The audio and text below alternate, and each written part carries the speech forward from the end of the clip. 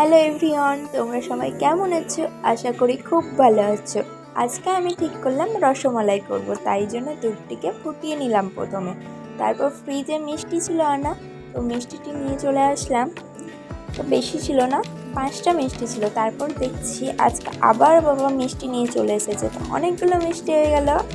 তারপর রসগুলো ভালো করে চিপে নিয়ে একে একে উঠিয়ে বাটিতে রেখে দিলাম। তারপর যখন দুধটা ঘন ঘন হয়ে আসবে তখন মিষ্টিগুলো তাতে ছেড়ে দিতে হবে।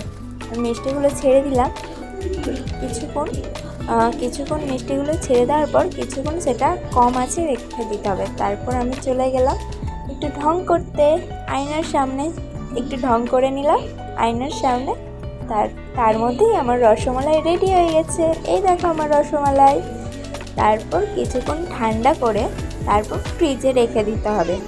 আমি ফ্রিজে রেখে দিলাম আমার রসমালাই রেডি। তোমরাও সবাই বাড়িতে করে দেখো।